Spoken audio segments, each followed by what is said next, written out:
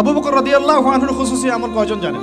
ফজরের নামাজ পড়ে তিনি দূরে কোথাও চলে যেতেন। উমর রাদিয়াল্লাহু আনহু একদিন ফলো করছেন, যায় কোথায় এই মানুষটা। ফলো করতে করতে করতে করতে দেখলেন দূরে একটা বৃদ্ধা মহিলার ঘর আছে, অনেক দূরে, কাম্পুঙ্গের মতো।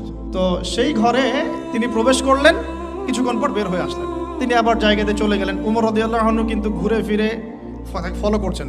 তিনি যখন চলে গেলেন, উমর ইবনুল খাত্তাব ওই ঘরে ঢুকলেন। ঢুকে দেখলেন এক বৃদ্ধা মহিলা বসে আছে, চোখে দেখে না। তখন তিনি জিজ্ঞাসা করলেন যে কে আপনি, পরিচয় দিলেন, কি সমস্যা আপনার, আমি চোখে দেখতে পারি না। এই যে ব্যক্তি একটু আগে আপনার ঘরে এসেছিল সে কি করলো, কেন আসে প্রতিদিন, ইনভেস্টিগেট করছেন। তখন ওই বৃদ্ধা বলছেন এক ব্যক্তি আসে প্রতিদিন ফজরের পরে, এসে আমার ঘরের কাজকর্ম করে দিয়ে যায়, আমি জানি না সে ব্যক্তিকে, আল্লাহ তার ভালো করুক। উমর রাদিয়াল্লাহু আনহু তখন চোখ দিয়ে দরদর করে পানি পড়তে লাগলো আর বলতে লাগলেন যে হে মুসলিম জাহানের খলিফা, আপনি পরবর্তী খলিফাদের জন্য রাস্তা কতই না কঠিন করে দিলেন।